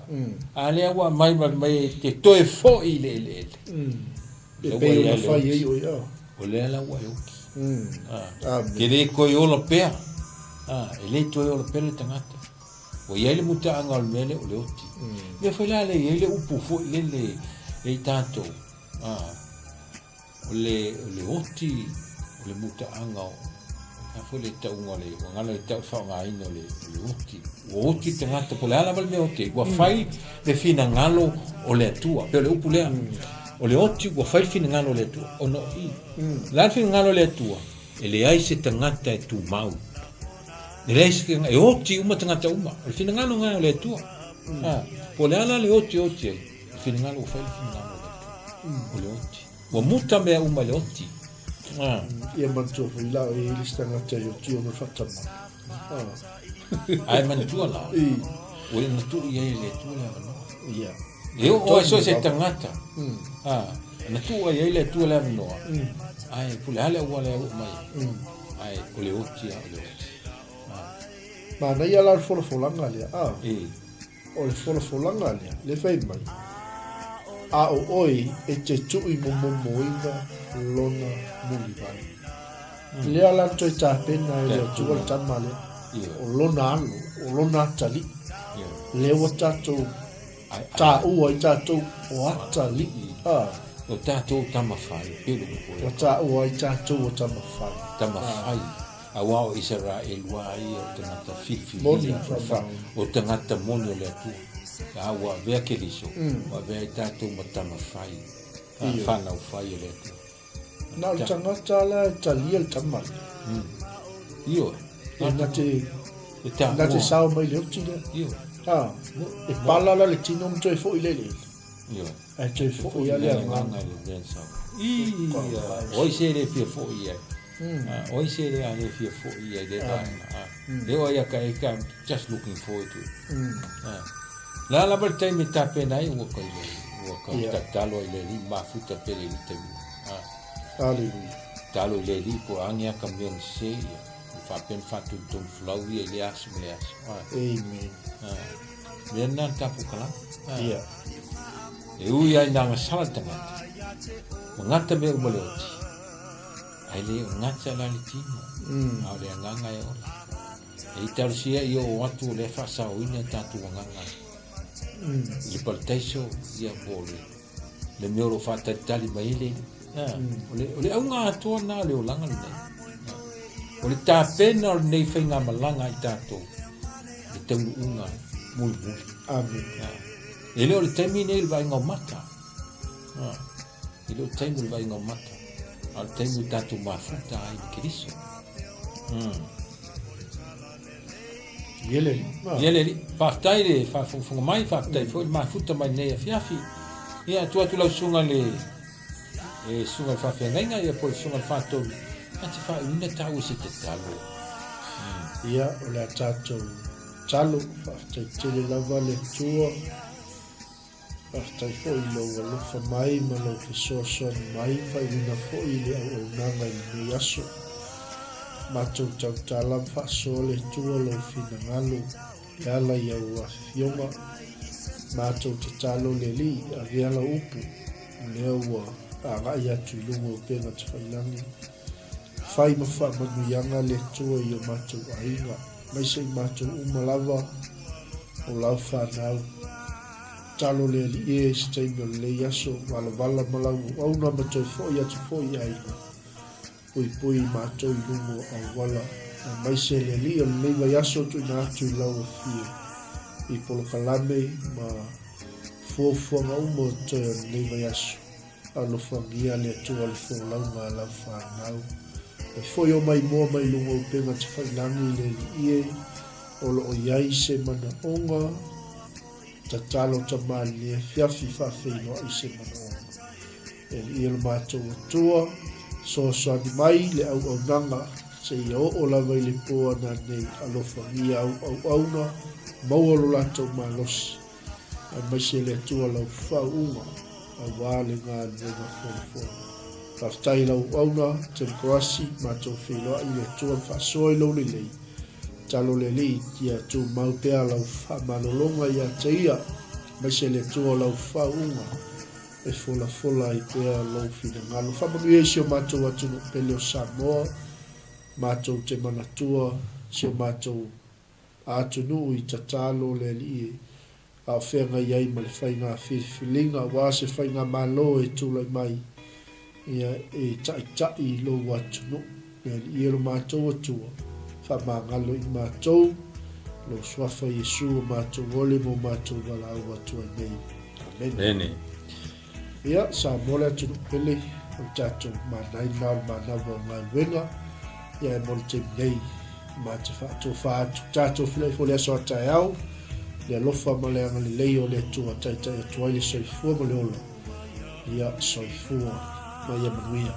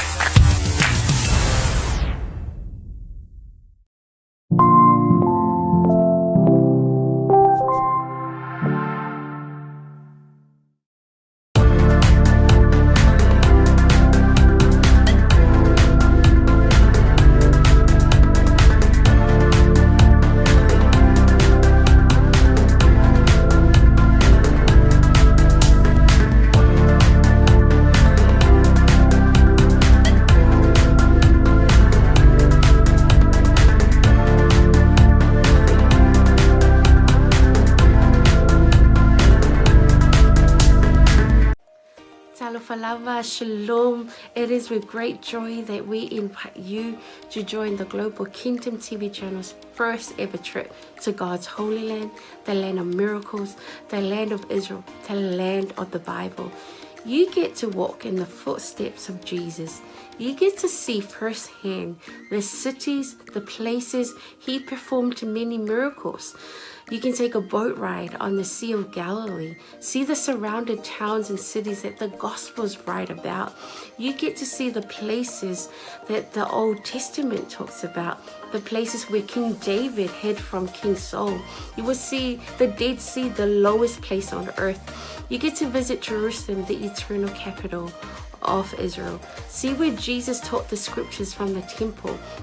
You get to pray at the Western Wall, a remaining of the temple. You will get to see where Jesus was once buried and realize he's no longer here because he has risen and he is alive and he's soon coming back for you and I. The journey to Israel will affirm your faith in him. It will confirm the teachings that we read about in the Bible. It will give you a deeper understanding of the Bible. It will help us in our journey of faith here on earth. And I encourage you, take this journey. It will change your life. It changed mine. God bless. Shalom, shalom. Talofa Samoa na tunu pele. Ia fa talofa atu le fiafi alo sua la ulu le fo matamu sa longa i fo e fanga i ampalauri ia ile te sanga e tasi le lua afe su fitu male se lua afe su valu ia sa ia isa no malanga tua i sa elu Samoa na tunu pele o te fa ftaile tua na vano le lei ia tonu fo lo ia te oese la ngona fa pena na e fia alu pa ia po no le tua ia ele se taimi po e talo fo ile tua mo se taimi ia le mi le lea lo afe lo lima lo fa pelana ia fa mo le tatu malanga ia fa te fia malanga mai lo ainga pa ai se moa o te fia ia se la ngona sa ruitawina lo tangata ino tu mo va ai le mongo olive ia lo ia il perfetanga le tua le malile fio fa lua mai o Yesu Kristo ile la lolangi nei mai o le a fio mai o ia ma tu vai on au le mongo olive e fa fia ngai ma le malu fo ilea Samoa a e fia i loa tiri nei lava a mea matango fia na faia le tua na tupu mai o le atutupu foi ia loa no le leile tatou te malanga tuai ia Israelu awane ingalo ia te oe whamnianga le tua ia o lo tatia i o tā lima ia o tā ua la valo ia i fuafuanga whafsotai purenga le tatou Global Kingdom TV ia mapuki e loso o vanoa awane ingalo o se fianga telefo ilo nei tangata o nei le tasi se saito lo whapena o na tala no matuspa ia o tausanga umalawa e aloi malanga lo whailoa mai e le au la tau o le whapena archaeologist o le maua le vaenga ma le vaenga o le mea la fia ile nganga ma misia i lupa ia Samoa ta pena le lua afe lua lima o ina te lo polo to e tūl maunga olive ia e fio mai lo mai Yesu kusanga ia fungia le tua whamania fuafuanga ma plan mai le nei taimi se ia o atu il wha moe ona o Yesu. God bless you. Lifetime. Hello, Talofa Lava, Pulavinaka, and Shalom. My name is Deborah Tuimbao, and I had the honor of visiting Israel twice, in 2018 and 2019. The experience really changed me. It was an experience of a lifetime. It was transformative. It was eye-opening. It was such a great time. I had encounters with the Lord that really changed me, that healed me, that I did not expect. It's one of those experiences that you have to go for yourself, to experience for yourself. So if you are planning or thinking about visiting the land, I encourage you to do so. Go ahead, invest in a trip and go receive your portion. God bless. Ya, salom, talo falava, wa pa ang to Global TV so se tolera lang. Ia ole o sia Paulo Poutoa futi pali ile le ngoa. Ia ole lua fesulfa na o malanga isala elu. Ia e se tau so ole atua, ia o se mesa famoni na ia ole te la mea le lei uma ai o se o le mango filo ingale na tatalo ai Yesu Kristo ai tu mai ia dia ma mo se desi tu ngango la ngonga ai se va ngango la ngonga ile nganga pa yo le tu ia e awalo fa singo manga fo ima ile o mai male pa ngai ngele tu nganga luenga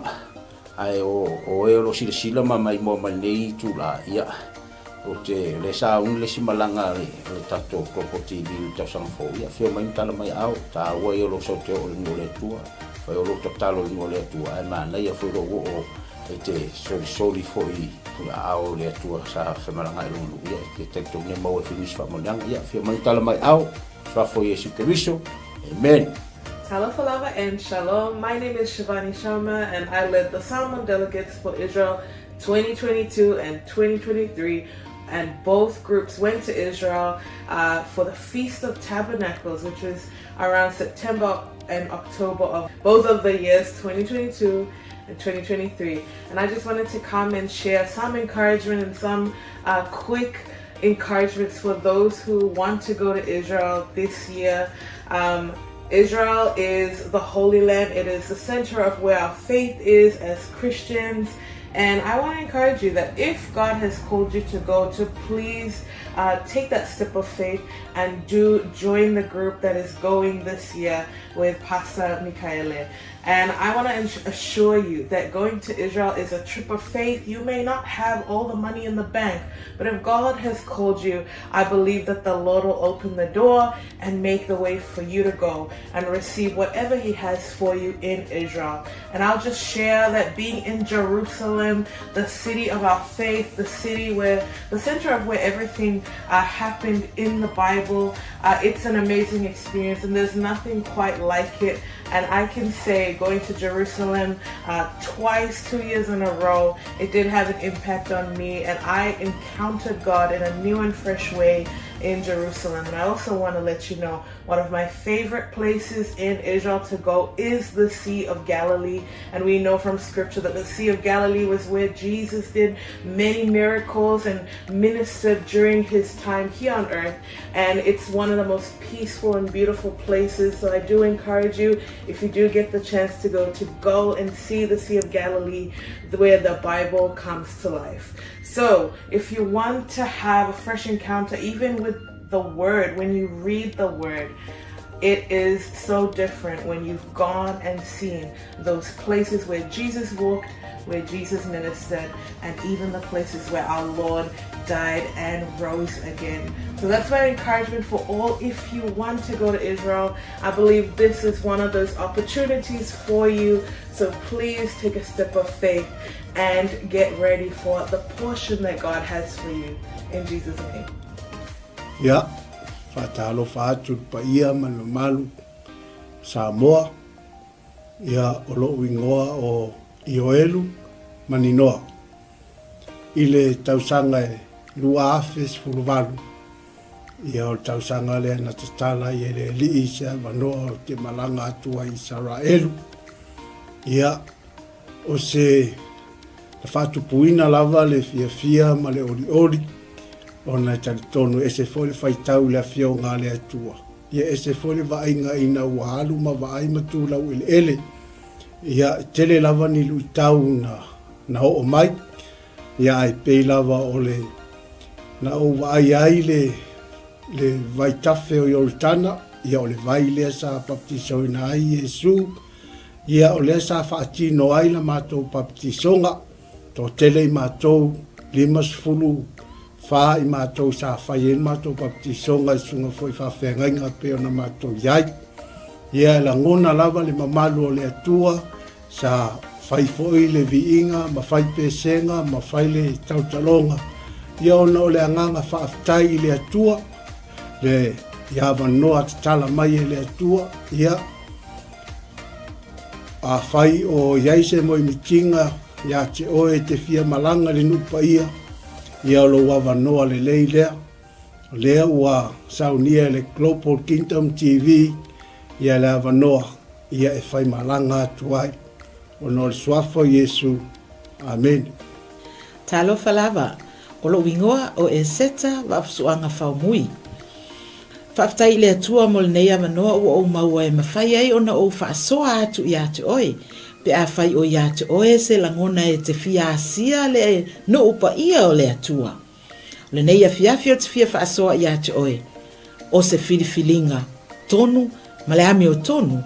i lo wo atu iai, o le a e iloa ai, pei o na o wo iai,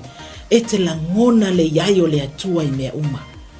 Lea na o whaapea i foai lo uloto, le i tioa a moli mau le fionga pa ia le atua, na o si fea ngainga ma le nuu o Israel. Va ai i ai le manuia i so se mea, lau ele o la au toto o mea uma manuia ia o le atua o lo tali e Israel. A whaila o ia te oe se nau ta inga e te fiasia e maua lo wa noa tātou te toe malanga whaatasi ai ma oe pe a whai e te fia malanga i le nei malanga o lo o tāpena nei ia ona o le suafo Yesu. Amene ma amene.